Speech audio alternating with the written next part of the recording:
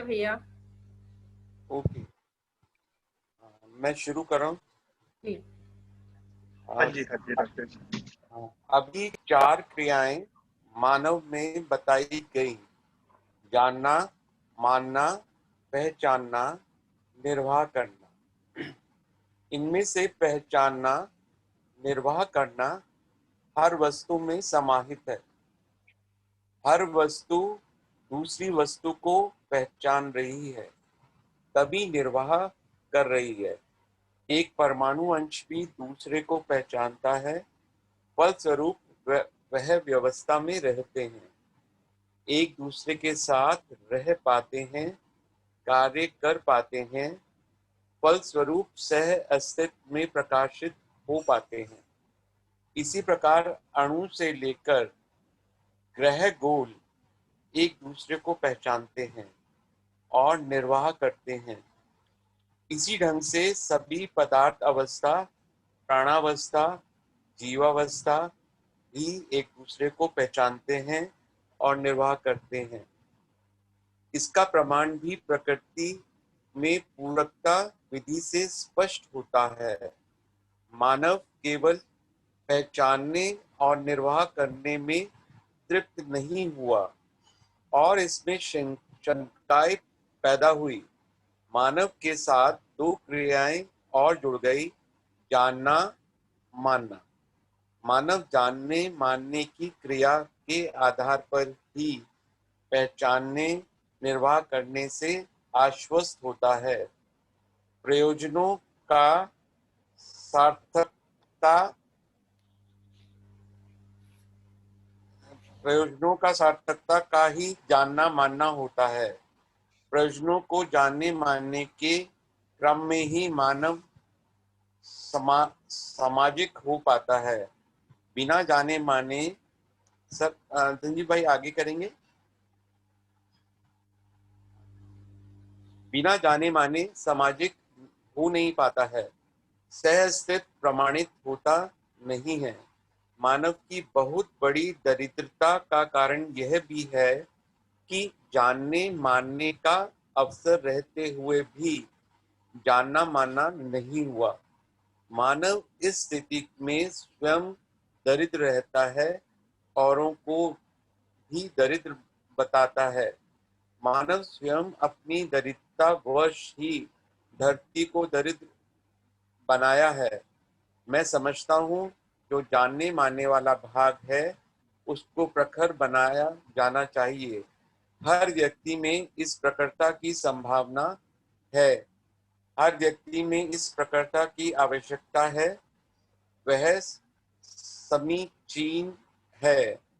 समझदारी को प्रमाणित करना और परंपरा के रूप में प्रभावित करना ही विद्या का मतलब है।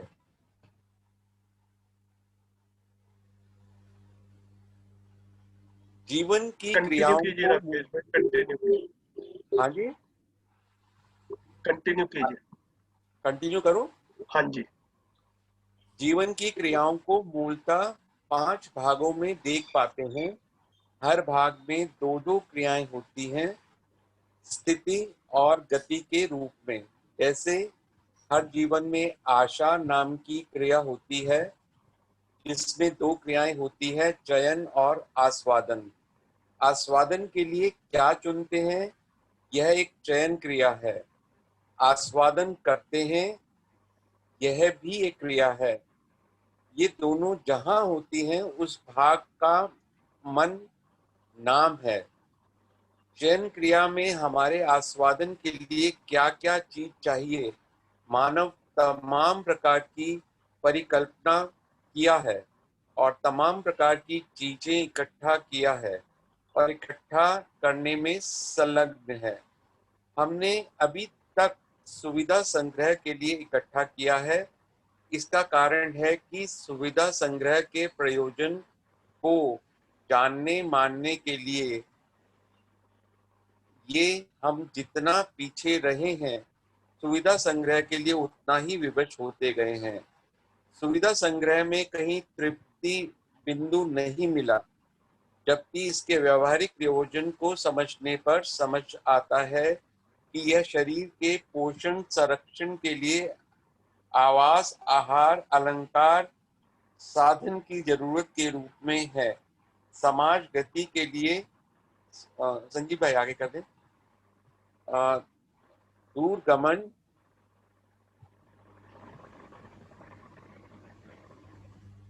दूरगमन एक मिनट संजीव भाई, आपने मार्क किया था ना संजीव भाई? हाँ ठीक है। समाज हाँ जी। गति के लिए दूरगमन, दूर श्रवण, दूरदर्शन की आवश्यकता स्पष्ट होती है। ये सभी चीजें उपलब्ध हो गई हैं और सुविधा संग्रह के आधार पर मानव तृप्त नहीं हुआ। यह एक भारी विडंबना की बात है। जीवन की और दो क्रियाओं, विश्लेषण और तुलन है। विश्लेषण क्रिया को जीवन अपने बलबूते पर जो कुछ भी हो सकता है करता ही है। तमाम विश्लेषणों के में प्रयोजनों को ही पहचानने की बात आती है। प्रयोजन मूलतः समाधान, समृद्धि, अभय, सह अस्तित्व पूर्वक जीकर प्रमाणित करना है। इसके विपरीत ले जाएं तो भोग, अतिभोग या मानव कहीं टिक नहीं पाएगा। अभी विज्ञान निष्कर्ष निकालता है सभी मानव कुछ देर में मर जाएंगे और धरती नष्ट हो जाएगी। वह हो ही जाना है। धरती की विधि से सोचे तो धरती सर्व समृद्ध होने के पश्चात ही मानव आवास के लायक होने के बाद धरती पर मानव का अवतरण हुआ। मानव को शनै शनै जीव चेतना क्रम में जागृत होने का अवसर प्रदान किया। मानव जागृत होने के स्थान पर भोग, अतिभोग की और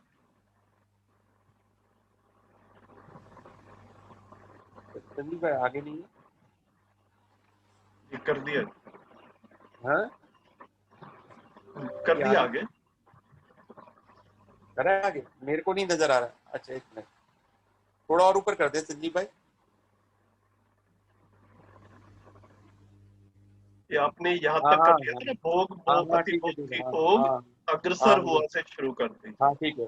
भोग अतिभोग की और अग्रसर हुआ। भोग अतिभोग की दिशा बनाने के कारण मानव सुविधा संग्रह के अंतहीन सिलसिले की ओर अग्रसर हुए। सबकी सुविधा संग्रह की भविष्य पूरा करने की सामग्री इस धरती में नहीं है। इसलिए कहीं ना कहीं यह हविष्य आदमी को डुबोएगी। इसलिए सारे सुविधा संग्रह को प्रयोजन सम्मत करना जरूरी है। प्रयोजन सम्मत करते हैं तो शरीर पोषण, संरक्षण और समाज गति ही निकलता है। समाज गति की ओर जाते हैं तो अखंड समाज में भागीदारी करना, सार्वभौम व्यवस्था में भागीदारी करना ही निकलता है। इन परिवर्तनों में आदमी जीने जाता है, तब समाधान समृद्धि पूर्वक सुख शांति संपन्न होकर जीना बनता है। इस विधि से अस्तित्व में जागृति को प्रमाणित करना ही जीवन का उद्देश्य है। इसमें अद्भुत स्रोत सफलता का आधार यही है कि हर व्यक्ति व्यवस्था में जीना चाहता है। श्रम प्रयत्न व्यवस्था का मूल तत्व भय और प्रलोभन है। जागृति के अनुसार मूल्य मूल्यांकन और उभय तृप्ति को पहचानना, जिसके लिए समझदारी को विकसित करने की आवश्यकता है। बहुत बढ़िया। ठीक है जी, तो ये चैप्टर 2 कंप्लीट हुआ है। अब आगे पढ़ना है संजीव भाई? नहीं नहीं भैया, पहले इस पे बात कर लेंगे, है ना? ओके। तो पेज 46, 47 और ये जो 48 लास्ट का था आधा, इस पे बताइए किसी का कुछ ध्यान गया हो, कुछ बात करना हो तो।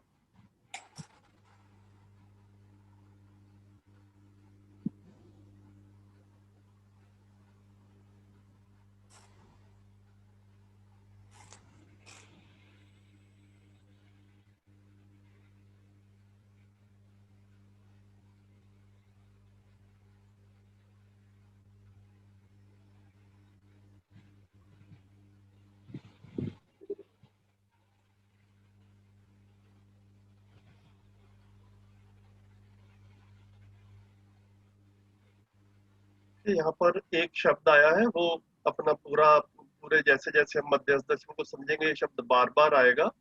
तो ये है जीव चेतना। तो बेसिकली जैसे हम पदार्थ अवस्था, प्राण अवस्था, जीव अवस्था और ज्ञान अवस्था की बात करते हैं, धरती पर 4 अवस्थाएं हैं।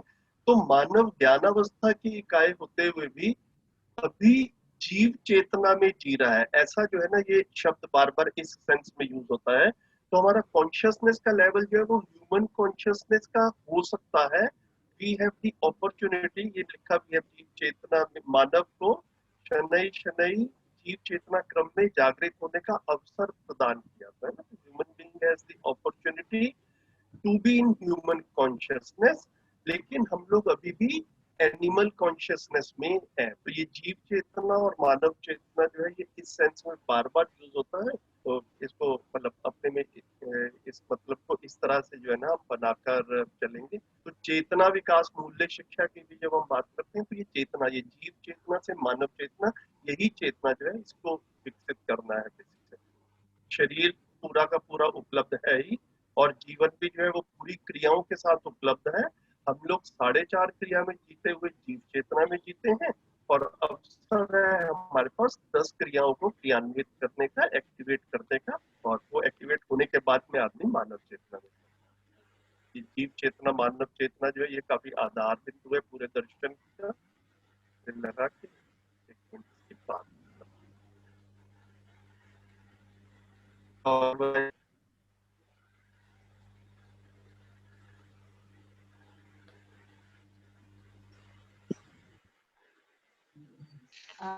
हेलो। हाँ जी, हाँ जी। हाँ, नमस्कार भैया। मैं ये पूछना चाह रही थी कि एक होती है संज्ञानशीलता और हाँ, एक है चेतना, तो क्या चेतना के थ्रू ही संज्ञानशीलता बढ़ती है या इनमें क्या संबंध है? आप थोड़ा स्पष्ट करें प्लीज। तो जो संवेदनहीनता, संवेदनशीलता, संज्ञानशीलता और फिर संज्ञानीयता, वो हाँ, उधर एक क्रम बताया है। और हाँ यहाँ जी, पर हाँ जी। जीव चेतना और मानव चेतना दो ही कैटेगरीज में रखा गया है। तो आप उसको संज्ञानीयता जो है वो उसको मानव चेतना के साथ में जो है वो रिलेट करके चल सकते हैं, उसमें कोई परेशानी वाली बात नहीं है। अभी अभी के लिए बिल्कुल ठीक है। ठीक है, धन्यवाद हाँ, भैया। तो मानव चेतना जो है उसी को संज्ञानीयता कह रहे हैं, है ना। जब चेतना विकास होते होते जब हम मानव चेतना में पहुंचेंगे तो वो संज्ञानीयता के साथ होंगे तब।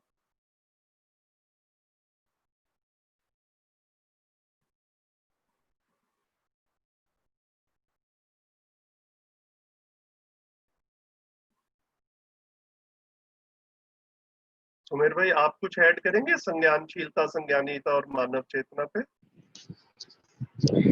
जी भैया, मुझे लगता है कि अभी के स्तर पे जो आपने रखा है कि हमारा वास्तविकताओं को जो समझने की बात कर रहे हैं संज्ञानशीलता में, और यदि हमने जीवन क्रियाओं को देखा होगा तो 4.5 क्रिया से जो ऊपर की क्रियाएं हैं उनको संज्ञानशीलता में हम देख सकते हैं, और 4.5 तक जो है इनको हम संवेदनशीलता में देख सकते हैं। एक तो डिफरेंस इस तरह से है। और चेतना के स्तर की बात देखेंगे तो भी 4.5 क्रियाओं में जीना, पशुवत जीना है ये जीव चेतना, और पूरी 10 क्रियाओं के साथ जीना, यानी जो शेष क्रियाएं भी जागृत हो जाती हैं, मानव चेतना के साथ जीना बन पाता है। तो जो आपने रखा है कि संज्ञानशीलता और जीव चेतना एक ही स्थिति है, ऐसा ही मुझे भी लग रहा है अभी के लिए। ठीक है, बढ़िया भैया, धन्यवाद भैया। धन्यवाद।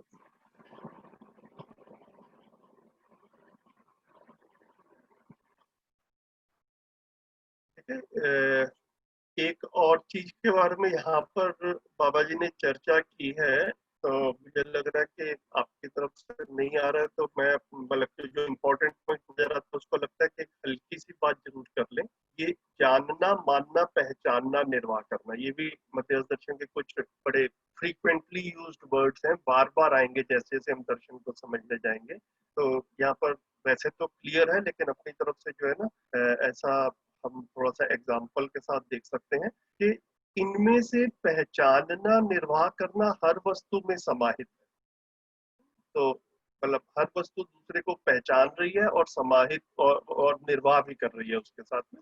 इसके हम काफी उदाहरण रोजमर्रा की जिंदगी में शिविरों वगैरह में भी दे ही देते हैं। सोम भैया भी इस जगह से देते हैं कि जैसे हमने घर बनाया तो घर में जो है छत पे सरिया लगाया, तो सरिया जो है वो सीमेंट को पहचानता है ना। तो जब उसको सीमेंट मिलता है साथ में, तो उसके साथ में वो पूरी ताकत के साथ में एक ताकतवर छत जो है वो बन जाती है, मजबूत छत बनती है। और अगर वहां पर सीमेंट कम हो और रेत ज्यादा हो तो छत मजबूत नहीं बनती है। तो सरिया जो है मेरे साथ में सीमेंट लग रहा है या मेरे साथ में रेत लग रही है, इस चीज को पहचान रहा है। इसको इस सेंस में ये शब्द जो है ना वो यूज कर रहे हैं कि पहचानना और निर्वाह करना ना। अभी हम लोग नॉर्मल भाषा में पहचानना मतलब मैंने उसको पहचाना, मैंने उसको नहीं पहचाना, इस तरह से लेते हैं। तो यहाँ पर शब्द का जो प्रिसाइज मीनिंग है वो हम लोगों को पकड़ना जो है वो जरूरी है, नहीं तो कई बार कंफ्यूजन क्रिएट हो जाए।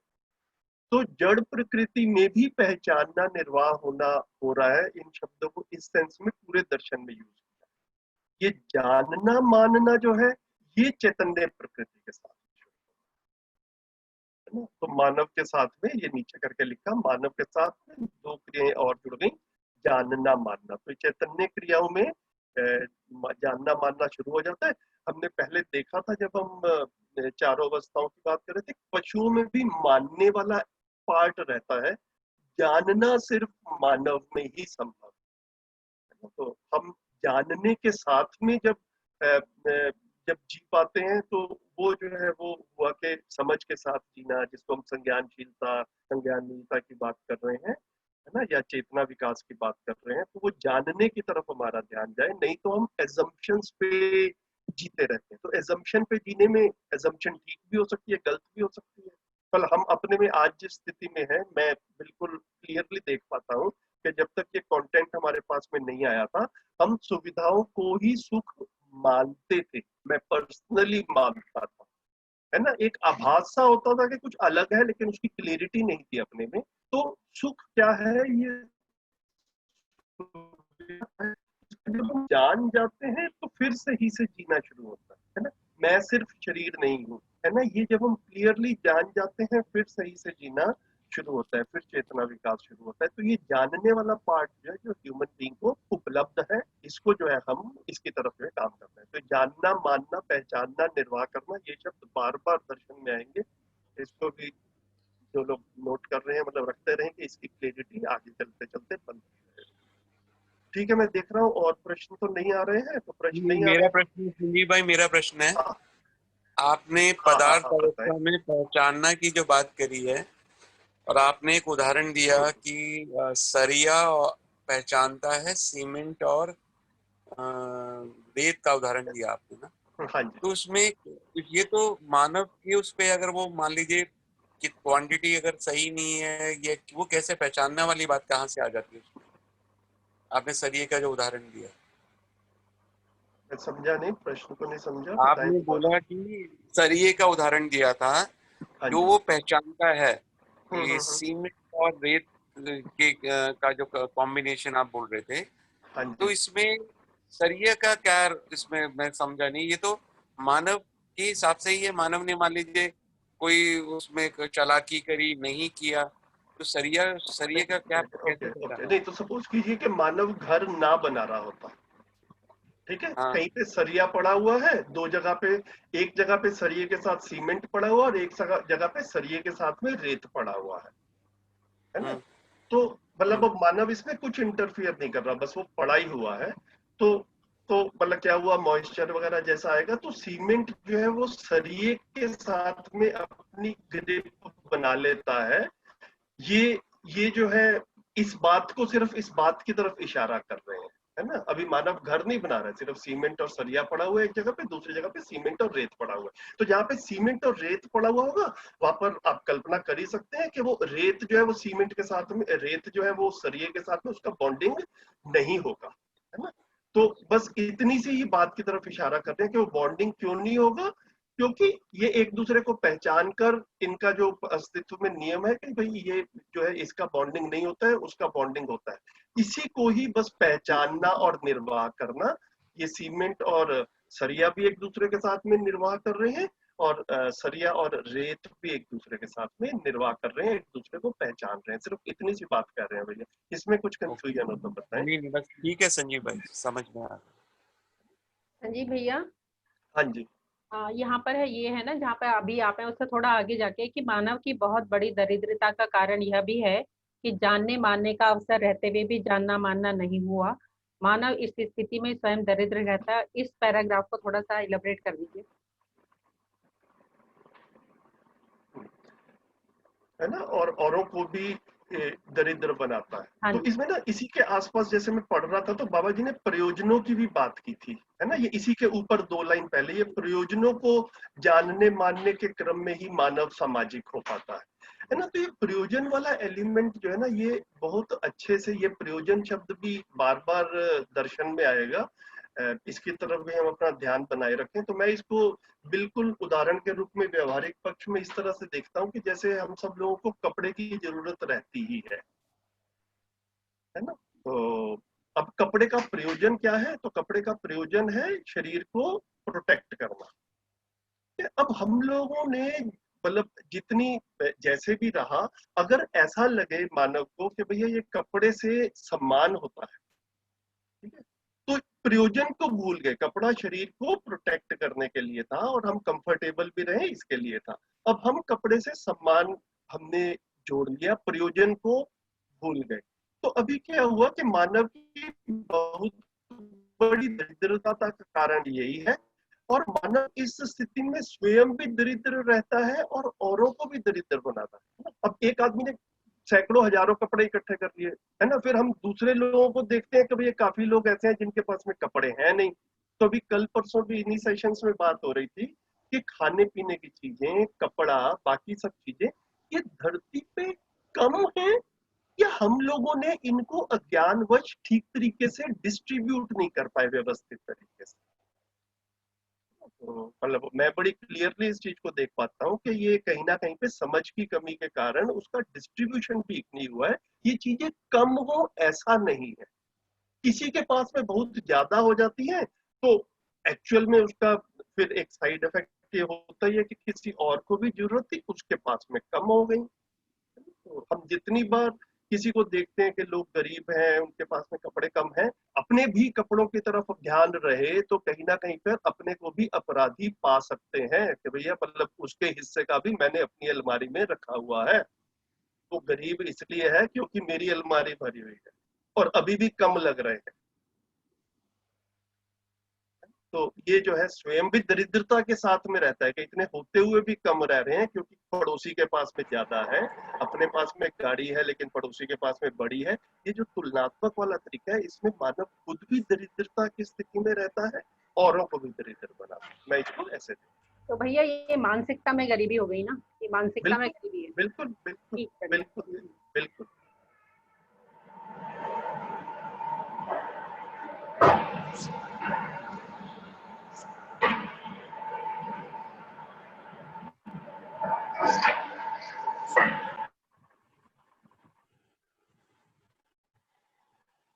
बताए नीरू दीदी।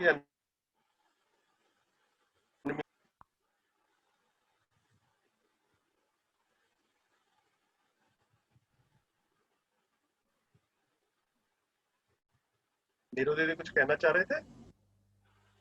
अच्छा संजीव भाई, मैं भी एक बात प्रश्न पूछना चाह रहा हूँ। हाँ हाँ बताएं बताएं राकेश। आपने कहा कि वो गरीब इसलिए है कि मेरी पास जो है कपड़े ज्यादा हैं मेरी अलमीरा में। अगर मैं ऐसा है कि शुरू में मतलब अगर बिल्कुल शुरू में ही जुड़ रहे हैं, कंटिन्यूटी नहीं बनी हुई है तो भैया फिर ये जो है ना ये दूसरी तरफ ले जाएगा डिस्कशन। मतलब जिस फ्लो के साथ में हम चल रहे हैं उस फ्लो के साथ आप बने हुए शुरू से पिछले 5 महीने से। मैं सुनता हूँ फिर, ठीक है। वो मुझे लग रहा है कि प्रश्न मेरे पास ऐसे आएंगे थोड़े बहुत। हाँ वो आप ठीक कह रहे हैं, ठीक कह रहे हैं। हेलो। हाँ जी नमस्कार संजय भैया।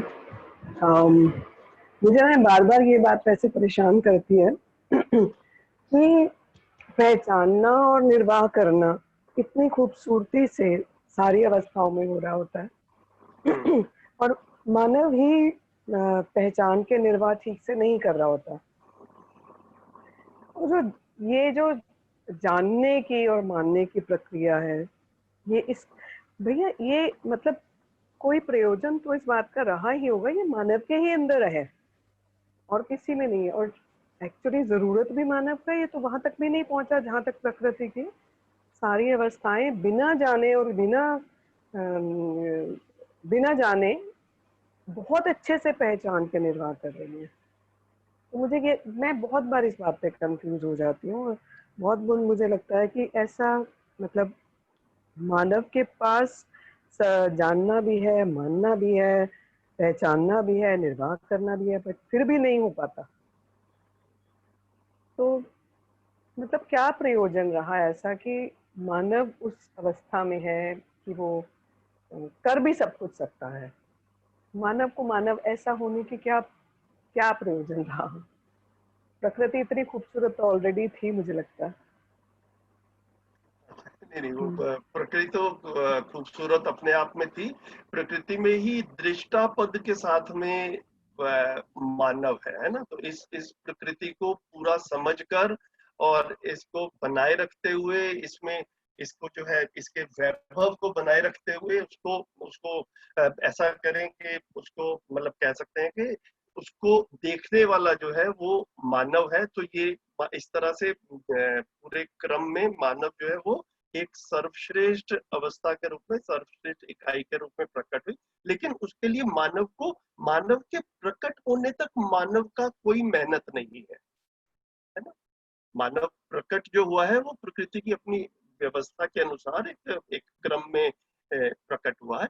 लेकिन उसको दृष्टापद प्रतिष्ठा में आने के लिए, उसको ये पूरा सब कुछ समझने के लिए जो अपनी मेहनत करनी है, वो भी एक क्रम था।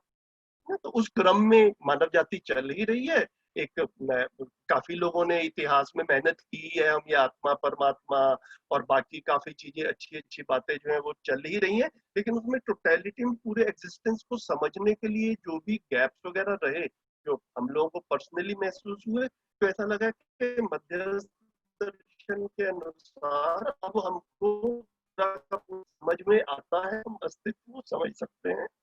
तो ये जो जानने वाला, जो जानना मानना है, ये जो बाबा जी ने पहले लिखा है, ये चैतन्य प्रकृति में ही संभव है। उसमें से मानना जो है वो जीवावस्था से शुरू हो जाता है, जानना जो है वो जीवावस्था में नहीं होता है। जानना मतलब सब कुछ जानना, तो जीवावस्था में सब कुछ जानने की संभावना नहीं, ये हम बड़ी क्लियरली देख पाते हैं, है ना। हमने पहले जब धरती पर 4 अवस्थाओं की बात की थी, तो उसमें हमने इसके बारे में डिटेल में बात की थी।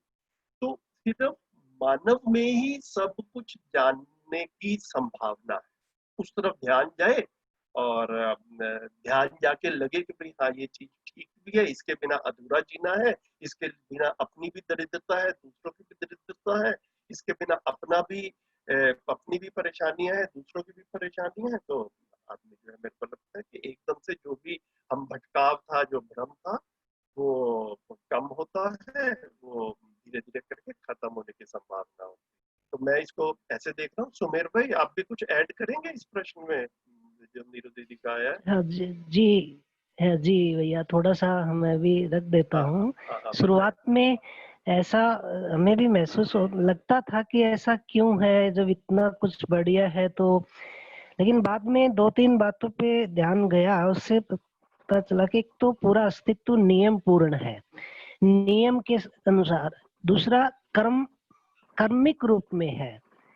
तीसरा, ये जैसा है हमें वैसा समझना है, हमारी कल्पना के अनुसार ये हो जाना चाहिए था या हो जाएगा या हो जाना है, ऐसा कभी नहीं होगा। तो समझना हमें ही। तो मानव का इवोल्यूशन हम देखते हैं तो इसमें कल्पनाशीलता और क्रम स्वतंत्रता दो जो है पूंजी की बात करते हैं ना, तो उसके साथ ही फिर संस्कारानुषंगी है, ये भी बात देख रहे हैं। तीसरा, शोध और अनुसंधान विधि है, ये भी है। इन तीनों को देख करके यदि हम देखें तो मानव अपनी कल्पनाशीलता कर्म स्वतंत्रता के आधार पे अपनी जर्नी आगे की करेगा। इसके अनुकूल शरीर उपलब्ध हो ही गया है। अनुसंधान और शोध विधि इसमें सहयोगी है ही। कोई एक व्यक्ति अनुसंधान करता है, बाकी परंपरा में उसका शोध होता है, और जितनी पकड़ आती है वो अगली पीढ़ी को सौंपते जाते हैं। इस तरह कर्मिक रूप से जंगल युग से यहाँ तक पहुंचे हैं, इसीलिए संस्कार अनुसंगी हम कह रहे हैं। तो इसमें हम देखें ठीक से तो कल्पनाशीलता ही ज्ञान के बीज रूप में कहा गया है। यही धीरे धीरे जी करके प्रमाणित करते हुए हम धीरे धीरे आगे बढ़ते जा रहे हैं। तो पूरी प्रकृति में हम देखें कि जो पूर्णता की ओर जो यात्रा है एक मानव की, वो चमत्कारिक विधि से नहीं है। नियम पूर्ण है तो हर चीज नियम के अनुसार ही देखने में आ रही है। तो मानव अपनी कल्पनाशीलता की बदौलत ही जो है समीक्षा विधि से आगे बढ़ ही रहा है, और उसके आधार पे जैसा समझता है जीने में जी कर देखता है। तो क्रम स्वतंत्रता भी साथ साथ है ही। तो इस आधार पे ये कर्म से ही इवोल्यूशन होना है, चमत्कार के रूप में अचानक नहीं होना है। डिजाइन तो ऐसा ही समझ में आ रहा है। तो भैया इतना मतलब देख पा रहे हैं। जी भैया जी, धन्यवाद भैया। एक चीज और मुझे ऐसा लगता है, अगर मैं सही हूँ, क्या मानव के होने का, ज्ञानावस्था की इकाई में होने का, क्या यह प्रयोजन भी है कि जो प्रकृति वैभवित है उस वैभव में सकारात्मक एडिशंस कर पाए, उसको और खूबसूरत बना पाए, ऐसा भी प्रयोजन है। मुझे लगता है कि जो है आज उससे और बेहतर हो पाए। एक तो समझ के बिना होगा नहीं, तो जो प्रकृति ने जो कुछ भी है उसका समझना बहुत जरूरी है, जागृति होना जरूरी है। लेकिन उस वैभव को और कैसे बेटर बना पाए, ये भी एक प्रयोजन मुझे लगता है। शायद ऐसा प्रयोजन है ही, क्योंकि कल्पनाशीलता और कर्म स्वतंत्रता अगर है मानव के उसमें, तो शायद प्रयोजन में ये भी होना है कि उसको और कैसे बेहतर बना पाए। जी, मुझे ऐसा दिखाई देता है भैया। हाँ नीरू बहन, इसको मैं भी ऐसे देखता हूँ जैसा कि आता है कि पूरा अस्तित्व सह अस्तित्व है। सह अस्तित्व अपने को प्रमाणित करता है। प्रमाणित कैसे कर रहा है? सह अस्तित्व ने मानव रूपी अपने प्रतिरूप को प्रकट किया।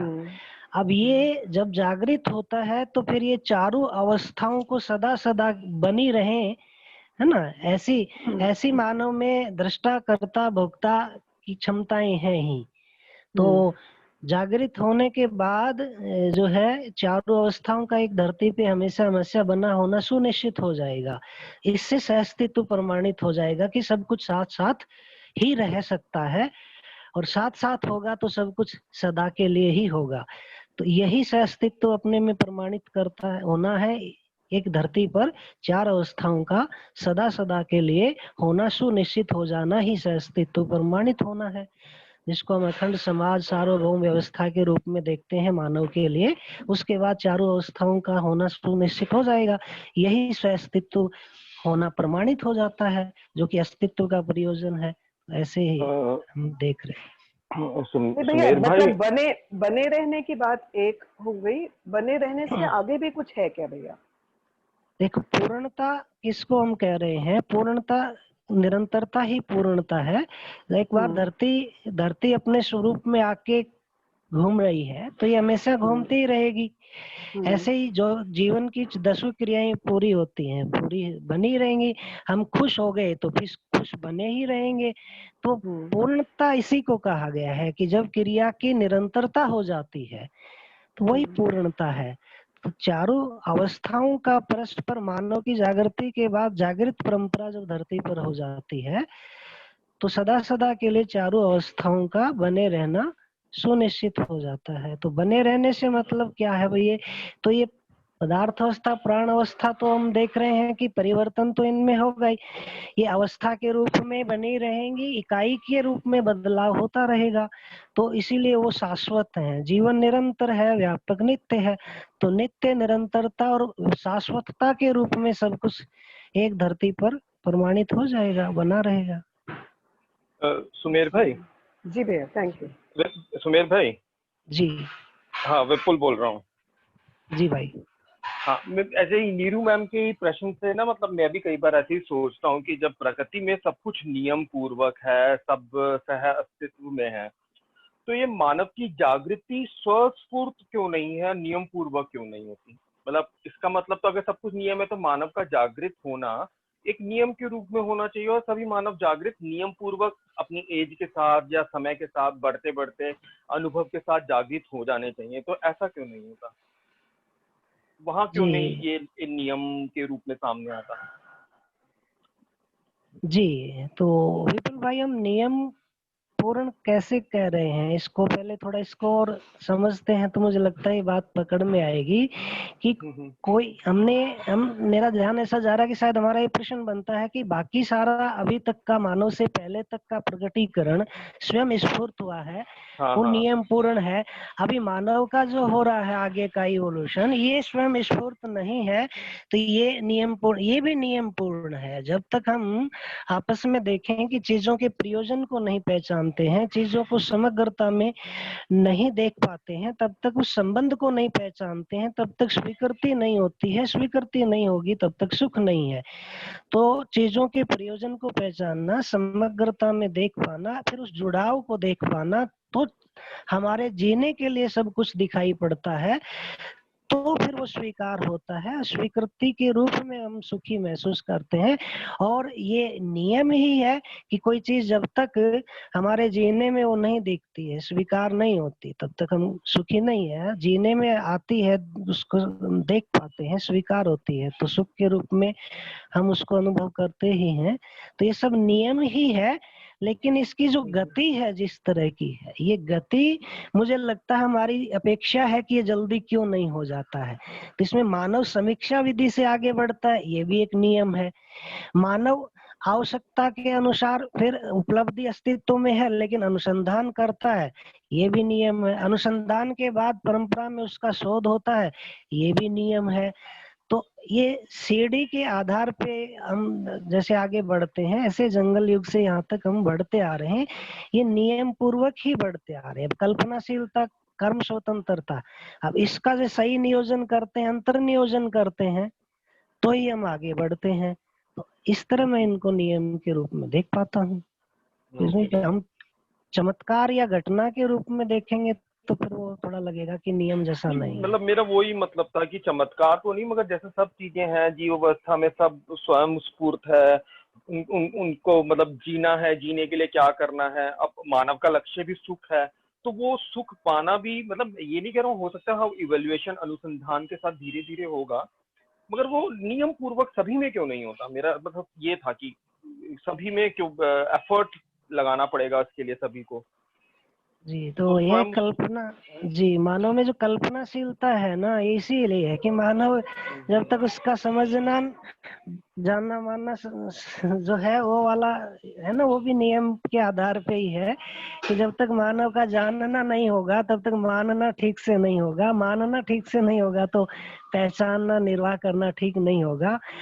ये देखें तो ये भी एक नियम ही है, और इसको समीक्षा विधि से और फिर अनुसंधान शोध विधि से जो हम देखेंगे तो लगेगा कि हाँ, ये भी एक क्रम है और इसमें समय लगना है, ये बात जरूर है।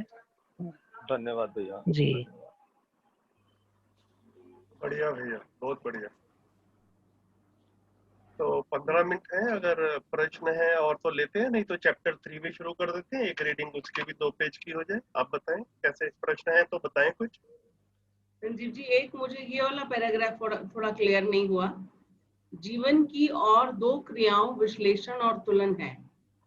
विश्लेषण क्रिया को जीवन अपने बलबूते पर जो कुछ भी हो सकता है करता ही है। तमाम विश्लेषणों में प्रयोजनों को ही पहचानने की बात आती है। प्रयोजन मूलतः समाधान, समृद्धि, अभय, सहस्तित्व पूर्वक जी कर प्रमाणित होता है। इसको थोड़ा सा और एक्सप्लेन करें, मुझे लैंग्वेज नहीं ठीक से आ रही, बिल्कुल मुझे ज्यादा ज्ञान नहीं है। सुमेर भाई करेंगे आप? जी भैया, जीवन क्रियाओं कोई मुझे लगता है कि और भी आगे आती हैं तो और हम ठीक से देख सकते हैं कि पूरे जीवन में देखें तो जीवन के 5 अंग या हिस्से हैं और हर हिस्से में 2 क्रियाएं होती हैं। उसमें एक समझने के अर्थ में, एक समझाने के अर्थ में। तो समझने के अर्थ में है अपने से अधिक जो विकसित है उसके प्रभाव को स्वीकारना, उसको प्रत्यावर्तन क्रिया कह रहे हैं। और दूसरा जो समझाने के अर्थ में है, अपने से कम विकसित को प्रेरित करना, ये प्रावर्तन के अर्थ में कह रहे हैं। तो हर जीवन के हर हिस्से में 2 क्रियाएं हुई, एक प्रत्यावर्तन, एक प्रावर्तन। यानी एक समझने के अर्थ में, एक समझाने के अर्थ में। यानी एक अपने से अधिक विकसित जो हिस्सा है उसके प्रभाव को स्वीकारना, एक अपने से कम विकसित को प्रेरित करने के अर्थ में। तो जो पहला हिस्सा है, सबसे भारी जो हमारा हिस्सा हम देखेंगे आगे, जब जीवन को और विस्तार से देखेंगे तो उसको हम मन कह रहे हैं। मन हमारे जीवन का एक अविभाज्य अंग है। जैसे शरीर में हाथ है, पैर है, गर्दन है, ये सब अविभाज्य है और सारे अंग शरीर के मिलके ही काम हम शरीर से करते हैं। तो मन में 2 क्रियाएं, वैसे तो क्रियाएं हम आगे विस्तार में देखेंगे तो क्रियाएं इसमें बहुत ज्यादा है, 32 क्रियाएं, लेकिन उसको देखेंगे कि 32 को एक नाम दे दिया गया है, आस्वादन, और वो व्यक्त होती हैं 32 गति रूप में, उनको एक चैन नाम दे दिया है। तो आस्वादन और चैन हमारे जीवन के अविभाज्य अंग जो मन है उसकी 2 क्रियाओं को कह रहे हैं। तो आस्वादन का मतलब क्या है, हम कैसे देखें कि हम आस्वादन करते हैं? तो हम आराम से बैठ के देख ही सकते हैं कि हमेशा हम किसी न किसी सुख की अपेक्षा में रहते ही हैं। किसी न किसी तरह हम खुश रहें, सुखी रहें, ऐसी अपेक्षा हमारे अंदर बनी ही रहती है। तो ये एक बल के रूप में है, बने रहना। जैसे एक बच्चा कोई बैठा है तो हम ये नहीं कह सकते कि उसमें कोई ताकत नहीं है, लेकिन प्रमाण क्या है, जो वो खड़ा होके दौड़ लगाता है, गति करता है, तो दिखता है कि हाँ इस बच्चे में ताकत। तो ऐसे ही बल बने रहना है, एक स्थिति है, जब वही व्यक्त होता है गति रूप में, इसी को शक्ति कहते हैं। तो हमारे अंदर हमेशा सुख की अपेक्षा बनी ही रहती है हर क्षण, ये आस्वादन है। और जब कभी उपलब्धता होती है उन क्षणों में आस्वादन हो रहा होता है। जैसे कोई अपनी पसंद की चीज खाते समय, अपने प्रियजनों से किसी से बात करते समय हम खो जाते हैं, तो उस समय हम आस्वादन कर रहे होते हैं। बाकी समय में आस्वादन की अपेक्षा बनी रहती है, और जब उपलब्धता होती है उस समय आस्वादन कर रहे होते हैं। तो ये सुख की अपेक्षा का बने रहना और उपलब्ध होने पर उसको आस्वादन को करना, महसूस करना, ये एक क्रिया हमारे अंदर हमेशा रहती है। और इस आस्वादन के अर्थ में हम हर क्षण कोई न कोई चयन करते ही हैं, चाहे हम अपने हाथ पैरों को ही फैलाना हो, कुछ और कुछ, किसी से बात करनी है कि नहीं करनी है, खाना कि नहीं खाना, ये चीज इधर रखनी है कि उधर रखनी है, ये पहले मन में ही तय हो जाता है।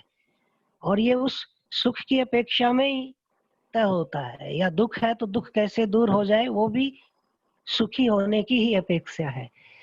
तो चैन और आस्वादन मन की 2 क्रियाएं हैं। इनको हम बैठकर कभी टाइम होता है तो अपने अंदर इस तरह देखना शुरू करेंगे तो ये दिखने लग जाएगी कि सुख की अपेक्षा बनी रहती है, जब जब उपलब्ध होता है उस समय हम आस्वादन करते हैं, और उस अपेक्षा में हम हर चीज का चयन करते हैं। पहले मन में चयन होता है, फिर शरीर के माध्यम से उसे हम देखते हैं। तो इस तरह से हम इसको पकड़ सकते हैं। आगे फिर और देखें कि ये सारा आस्वादन और चयन हो रहा है, इसके और बैकग्राउंड में देखेंगे तो कहीं न कहीं हमारे अंदर कंपैरिजन चलता रहता है कि हम सुखी हों, उसमें ज्यादा सुखी कैसे हो जाएंगे, कौन से काम करने से। तो अपने अंदर ये कंपैरिजन भी हमें दिखता ही रहता है, और उस कंपैरिजन को यहाँ हम कह रहे हैं तुलन है। तो अभी जीव चेतना में 3 ही आधार लेकर के हम चल रहे हैं।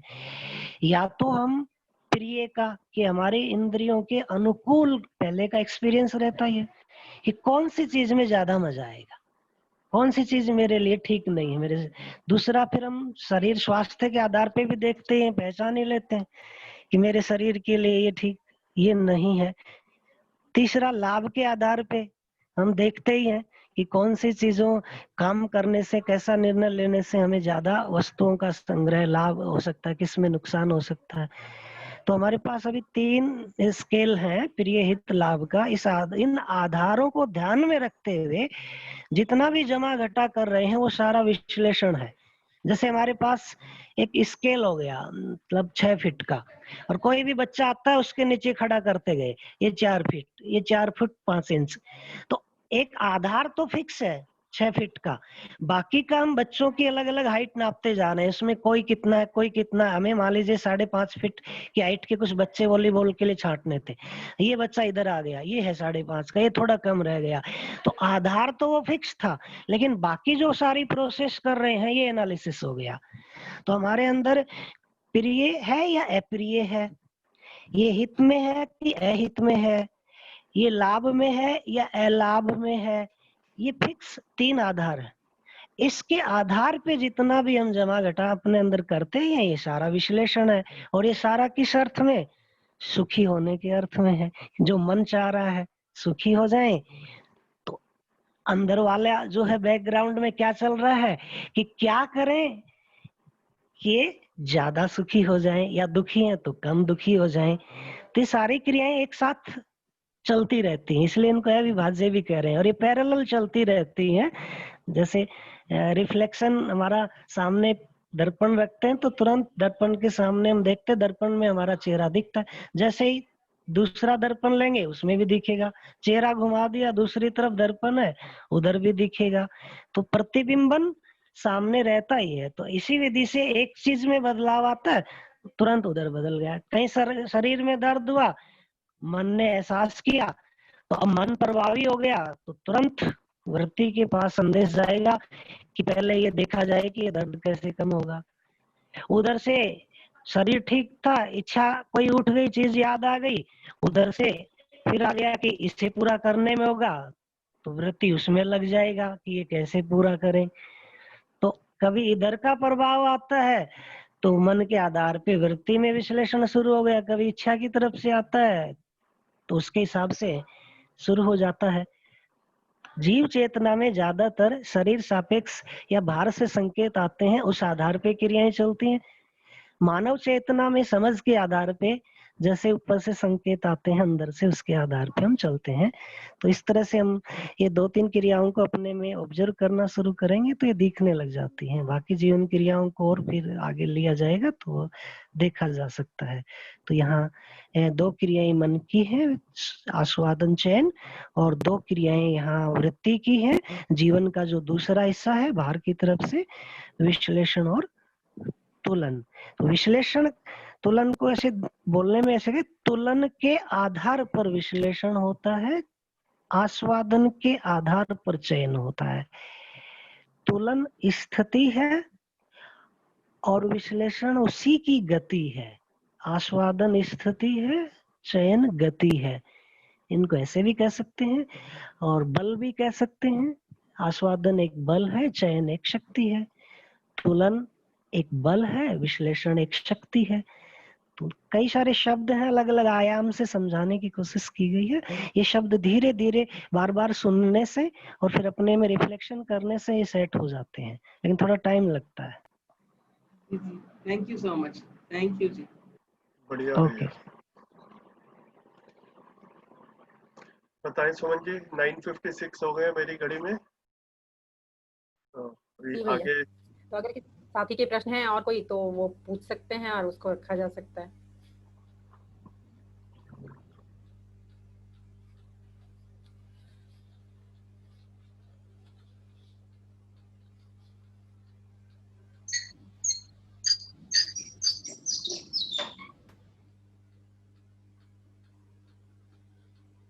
ठीक है, तो लग रहा है प्रश्न नहीं है। तो चैप्टर 3 जो है वो एक्चुअल में जीवन क्रिया से ही शुरू हो रहा है। थोड़ा थोड़ा शुरू के कुछ 2-4 पेजेस तो कम से कम जो मैंने कल देखे थे, थोड़ा पहले पेज पे तो है ही।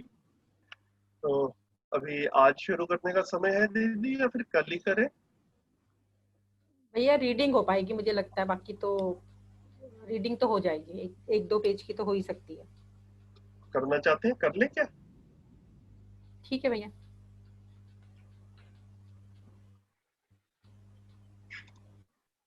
बताएं कौन करेंगे? मैं करूं भैया? हाँ जी, हाँ जी। जी। जीवन का स्वरूप। मन, वृत्ति, चित्त, बुद्धि, आत्मा का अविभाज्य स्वरूप जीवन है। ये कभी अलग अलग होते नहीं हैं। मन का 2 कार्य रूप है, चयन, आस्वादन। वृत्ति का 2 कार्य रूप है, विश्लेषण, तुलन। चित्त का 2 कार्य रूप है, चित्रण, चिंतन। बुद्धि का 2 कार्य रूप है, रितंभरा, संकल्प, बोध। आत्मा का 2 कार्य रूप है, प्रमाणिकता, अनुभव। ये 10 क्रियाओं के रूप में हर जीवन सतत कार्यरत है।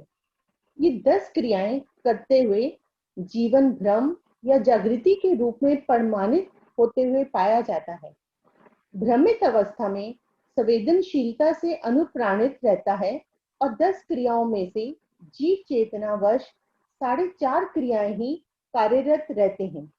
बाकी क्रियाओं को समझने की वस्तु रहती नहीं है, इसलिए जीवन में अंतर विरोध बना ही रहता है। ये 4.5 क्रियाएं हैं, चयन, आस्वादन, विश्लेषण, चित्रण एवं आधा तुलन। चयन आस्वादन संवेदनशीलता के आधार पर होती ही हैं। हाथ, पैर, नाक, कान, आंख, जीभ आदि को अच्छी लगने वाली वस्तु को अपनाते हैं और खराब लगने वाली वस्तु को छोड़ देते हैं। संवेदनशीलता के पक्ष में ही तुलन नाम की क्रिया करता है, प्रिय, हित, लाभ के रूप में। इसी के अर्थ में विश्लेषण कर लेता है और इसके लिए चित्रण क्रिया को भी संपादित कर लेते हैं। कुल मिलाकर इंद्रिय संवेदना को ही जीवन मानते हुए हम जीने के लिए तत्पर हो गए हैं। इसी का नाम है भ्रमित जीवन। इससे अंतर विरोध होता ही रहता है। ये ठीक है या गलत है, या ज्यादा है, कम है। इस तरह का सारा संकट मानव के सामने रखा ही रहता है। मानसिकता आदि मानव जैसी ही है। वस्तुएं ज्यादा हो गई हैं। मानव मानसिकता के लिए और जो 5.5 क्रियाएं हैं, उन्हें जागृत होने की आवश्यकता है। वह समझदारी से जागृत होती है। 5 संवेदनाओं और 4 विषयों को पहचानने, निर्वाह करने के लिए 4.5 क्रियाएं पर्याप्त हैं। इसी में मानव पशु व राक्षस वत जीता है।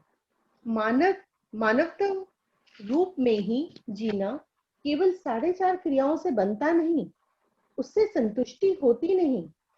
अब जो मूल मुद्दा जीवन की सभी 10 क्रियाओं को व्यवहार में प्रमाणित करना ही जागृति है। थोड़े भाग को प्रमाणित करने से जागृति वाली बात बनती नहीं है। जैसे शरीर स्वस्थ है तो 5 ज्ञानेंद्रियों और 5 कर्मेंद्रिय सटीकता से एक दूसरे के तालमेल से कार्य करते रहते हैं। यदि इनमें से हाथ काम न करता हो, पैर ना काम करता हो, लूला लंगड़ा ही कहेंगे, उसको स्वस्थ आदमी कहेंगे नहीं। जागृति तब तक नहीं हो सकती जब तक जानने मानने की क्रिया को हम जानने, निर्वाह करने की क्रिया के साथ जोड़ नहीं पाएंगे। अभी तक संवेदनाओं को पहचानने, निर्वाह करने की क्रिया विधि के साथ ये 4.5 क्रियाओं को हम सब प्रमाणित कर दिए। आगे की क्रिया व्यवहार में प्रमाणित होती है। यही जागृति का आधार है। यह जानने मानने की विधि से ही होगी। मन वेतर पहचानने, निर्वाह करने के क्रम में नियमित रहता है, नियम के अनुसार कार्य करता है। इस विधि से व्यवस्था है। संवेदनशीलता पूर्वक जीने की जो पराकाष्ठा है, वह जीव संसार में पूरा हो जाता है। यदि संवेदनशीलता में ही अंतिम मंजिल होती तो मानव की होने की जरूरत ही नहीं बनती। अस्तित्व में निष्प्रयोजन की कोई स्थिति नहीं है। पूरे अस्तित्व में संपूर्णता में एक तालमेल, एक सूत्रता, एक संगीतमय पूर्वक व्यवस्था का स्वरूप है। हर गति, हर स्थिति, हर अवस्था एक सार्थकता सूत्र से जुड़ा ही है। सार्थकता क्या है? व्यवस्था में आचरण होना और समग्र व्यवस्था में भागीदारी करना। जीवन जब जागृत होता है, अनुभव और प्रामाणिकता मूलक हमारा बोध संकल्प होता है और उसी के अनुरूप में चिंतन, चित्रण, संपादित करना शुरू करता है। उसी आधार पर तुलन, विश्लेषण और चयन, आस्वादन होता है। अभी हम संवेदनशीलता को सर्वोपरि मान करके हर विचार, हर योजना को तैयार करते हैं, जबकि जागृति में मूल्य और मूल्यांकन ही आता है। यही जागृति का व्यवहारिक स्वरूप है। संवेदनशीलता मूलक विधि से हमने जीने की कला को विकसित करने का काम पूरा कर लिया है। इस विधि से जीने के लिए जो जरूरत की वस्तुएं हैं वे मानव को छोड़कर बाकी संसार है, जिसमें जीव, वनस्पति और पदार्थ संसार हैं। इन तीनों को आदमी ने कैसा उपयोग किया आप सबको विदित है। इसमें कैसे ज्यादा से ज्यादा सफल हुए हैं ये भी विदित है। हम ये सब सफलता के लिए किसी को विफल होने की बात करते हैं तो असंतुलन होता है। हमने अभी तक जो सुविधा संग्रह का काम किया है उसमें धरती तंग हो गई है। धरती को बचा पाना संभव है कि नहीं ये भी एक प्रश्न चिन्ह है। इस क्रम में जो कुछ भी अपराध धरती पर कर रहे हैं उसको रोकना ही पड़ेगा और अपराध विहीन विधि को समझना पड़ेगा।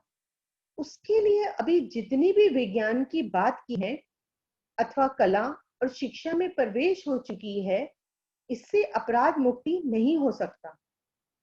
इसमें डूबने की जगह है, इसमें धरती को नाश करने की जगह है, मानव एक दूसरे को तंग करने की जगह है। अभी तक हम बड़े बड़े राज्य मिलकर के कोई सा बना दिए हैं, संयुक्त राष्ट्र संघ, जिसमें बहुत से सम्मेलन हुए, पर आज तक ये निर्णय नहीं हो पाया कि सामरिक शक्ति अधिकार इस संघ में होना चाहिए या राष्ट्रों में होना चाहिए या नहीं होना चाहिए, समर होना चाहिए या नहीं होना चाहिए। इसी प्रकार शिक्षा के लिए हर वर्ष में हर बार समीक्षा होती है, पुनः विचार, पुनः समीक्षा, किंतु आज तक यह तय नहीं हुआ कि मानव के लिए सुखद शिक्षा क्या होनी चाहिए। आगे पढ़ूं भैया क्या? बस दीदी रुक जाते हैं पेज 51 के आधे पेज तक हमने पढ़ लिया है। तो सुमन दीदी बताएंगी बातचीत करनी है अभी या इसको सेशन को जैसे समय के अनुसार आप बताएं दीदी। अनम्यूट कर ली भैया। जैसे साथियों ने कहा था ना 10 बजे तक का, तो वो तो समय हो चुका है, तो अब साथी तय करें। अगर वही अगर वाली बात आ जाती भैया, अभी की सहमति हो तो रखा जा सकता है आगे। मुझे लगता है यदि अब यहाँ पे हमें विराम लेना चाहिए। ठीक है, बिल्कुल। संजीव भैया अगर कल पॉसिबल हो सके तो मुझे लगता है कि यहाँ पे शुरुआत जीवन क्रिया से हो रही है। हाँ जी। तो एक बार हम लोगों ने इस ग्रुप पे जीवन क्रिया किया ही है, लेकिन कुछ नए साथी भी हमारे जुड़े ही हुए हैं। तो बजाय इसके कि ढेर सारे प्रश्न पहले आ जाएं, या तो उन प्रश्नों को लेकर के एक बार पूरी जीवन क्रिया को मतलब फ्लो में अगर हम कर पाए तो काफी उपयोगी रहेगा। आप में से कोई करना चाहेंगे? पुराने साथियों में से पहले से ही तय कर लें। अभी मैं तो उस स्थिति में नहीं हूँ पता अपने आप को भैया मैं थोड़ा हेल्प कर सकता हूँ इसमें, यदि आवश्यकता हुई और साथियों का यदि रहा तो एक बार मोटे रूप में, न कि ज्यादा गहराई में जाए बिना। बिल्कुल, तो ठीक है। मतलब एक वो जैसे कितनी देर में कर लेंगे भैया? पूरे सेशन में होगा, आधे घंटे में होगा, क्या लग रहा है? यदि मुझे लगता है कि प्रश्न नहीं बनते हैं, अभी पूरी जिज्ञासा यदि आती है, प्रश्न निकलते हैं तो फैल सकता है, नहीं तो मुझे लगता है आधे घंटे में पूरी जीवन क्रियाओं को मोटे रूप में एक बार समझ सकते हैं। मेरा भी मेरा भी ऐसा ही विचार है। अंकित भाई से भी बात हुई थी, मतलब अंकित भाई, शरण भैया, हमारी 2 दिन पहले बात हुई थी, तो ऐसा लगा था कि एक ना बाबा जी ने बात को एक फ्लो में रखा है और हम सबका एक टेम्पो बना है, उस फ्लो के साथ में उस रिदम को हम ना ब्रेक ना करें।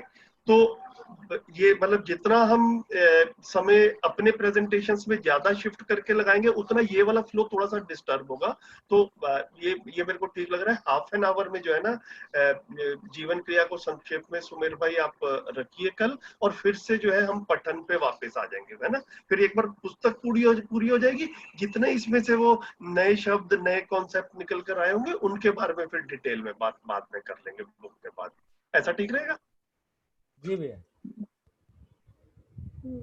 संजीव भैया, एक बार खत्म करने से पहले एक समर वर्ड का मीनिंग बताइए। ये लास्ट में मतलब युद्ध, हमने युद्ध, खत्म युद्ध, किया। युद्ध, युद्ध, लड़ाई दीदी। अच्छा, और क्योंकि वो सम्मेलन की बात आई ना संयुक्त राष्ट्र संघ की, जहाँ पर उन्होंने कहा कि सामरिक शक्ति अधिकार का। हाँ जी, सामरिक शक्ति मतलब वॉर मटेरियल, वॉर पावर, है ना, युद्ध करने की ताकत, वो सारा। जी, धन्यवाद। ठीक है। और भैया एक संपादित शब्द आया था भैया, उसका भी अर्थ बता दीजिए। संपादित किधर आया था, ये बताइए, कौन से पेज पे आया था? भैया ये तो देखना पड़ेगा। संपादित आया था पर मुझे समझ नहीं आया था वो, देखना पड़ेगा भैया। अब मेरे को भी ध्यान नहीं आ रहा कहाँ पर आया, लेकिन बाबा जी ने वाङ्मय में ना 2 शब्द यूज किए हैं, उत्पादन और संपादन। तो उत्पादन ये है जो आदमी, जो मानव जाति जो है ना, वो मेहनत के साथ में किसी चीज का उत्पादन करती है, और संपादन ये है कि जो प्रकृति में उपलब्ध ही है, बस उसको सीधा ले लिया। जैसे नदी बह रही है, हम नदी किनारे खड़े हैं, है ना, नदी से पानी पी लिया, या हम जंगल में जा रहे हैं और वहां पे आम का पेड़ लगा ही हुआ था और हमने आम तोड़ लिया, तो उसमें एज सच हमने कुछ उत्पादन नहीं किया। इसको संपादन बाबा जी ने कहा है अपने लिटरेचर में जब बात करते हैं। और उत्पादन ये है कि जब हम कॉन्शियसली किसी काम को कर रहे हैं, जैसे हम खेती कर रहे हैं, है ना, हम पशुपालन कर रहे हैं, गाय पाली हुई है, गाय भैंस रखा हुआ है, दूध लेंगे उसका, तो वो पूरा जो है वो प्लानिंग के साथ में, अपनी मेहनत के साथ में जो चीजें हो रही है, उसको बाबा जी ने उत्पादन कहा है। और संपादन जो प्रकृति में उपलब्ध है उसको एज इट इज ले लेना। अब जहां पर यहाँ आया था वो देखिए कि क्या वही भैया मिल गया मुझे वो वाक्य मिल गया। यहाँ लिखा है जीवन जब जागृत होता है, अनुभव और प्रामाणिकता मूलक हमारा बोध संकल्प होता है और उसी के अनुरूप में चिंतन चित्रण संपादित करना शुरू करता है।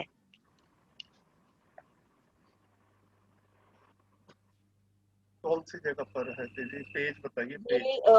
पेज 50 पे है भैया, थर्ड पैराग्राफ में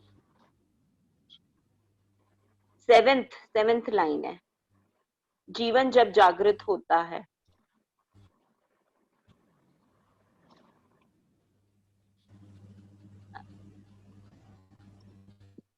जी।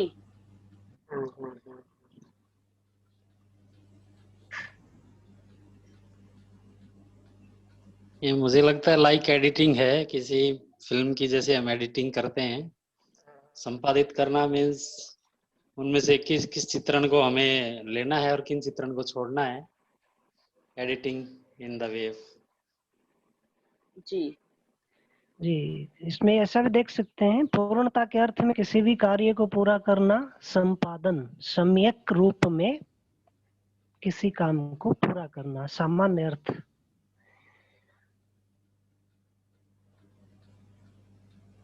जी भैया, मैं थोड़ा इसको और पढ़ूंगी, फिर हम कल ले लेंगे और प्रश्न। मुझे लगता है समय हो गया है, तो ठीक है, धन्यवाद सभी का। चलिए ठीक है, सभी को नमस्कार, कल मिलते हैं फिर से। सभी का धन्यवाद। नमस्कार सभी। नमस्कार सभी का। नमस्कार।